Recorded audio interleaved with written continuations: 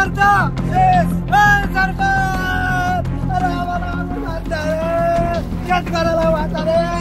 अरे बाबा शेतकऱ्याचं सगळं नुकसान झालं आता शेतकऱ्याला काय करावं सरकार आम्हाला शेतकऱ्याला आम्हाला आता औषध घ्यायची बारी आहे आम्हाला आत्महत्या करायची बारी आहे सरकार आता आम्ही काय करा रे बाबा सरकार शेतकऱ्याला अनुदान नाही देणार सरकारचं अनुदान देणार नाही सरकारचं अनुदान नाही देणार सरकारचं सरकार अरे आम्हाला अनुदान द्या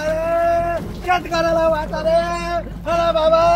शेतकऱ्याचं सगळं नुकसान झालं आता शेतकऱ्याला काय करावं सरकार आम्हाला शेतकऱ्याला वाचा आम्हाला आता औषध घ्यायची बारी आहे आम्हाला आत्महत्या करायची बारी आहे सरकार आता आम्ही काय करा रे बाबा सरकार सरकार फडणवीस साहेब आम्हाला लवकरात लवकर मदत जाहीर करा आमचा जीव वाचवा शेतकऱ्याला वाचवा शेतकरी वाचला तर शेतकरी सरकारला वाची सरकार आमचं आता सगळं पांढरं सोनं हे माती दूध झालं सगळे काळे बोंड पडलेले आमची कपाशी सगळी पाण्यात गेलेली आमची सोयाबीन पाण्यात गेली आमचं फळबागाचं नुकसान हो सरकार आम्हाला मदत जाहीर करा हो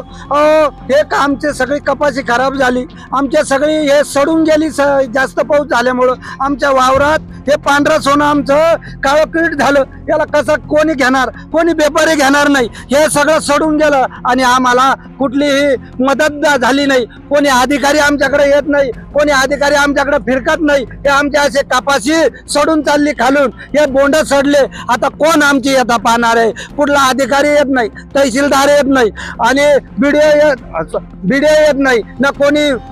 एकही अधिकारी तलाठी येत नाही मंडळ अधिकारी येत नाही कोणीतरी आमची दखल घ्यावी आमचे पंचनामे करावे पाणी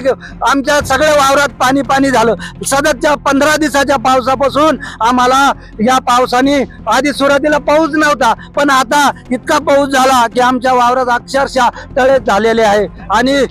आमची मागणी सरकारला आहे की आम्हाला हेक्टरी याला कापासीला आणि इतर पिकाला 50,000 रुपये अनुदान द्यावं हेक्टरी आणि फळबागाला 1 लाख रुपये अनुदान द्या आमची मोसंबी गळाली आमचं सीताफळ गळालं आमचे डाळिंब गळालं डाळिंबाच्या 4 बागा झाल्या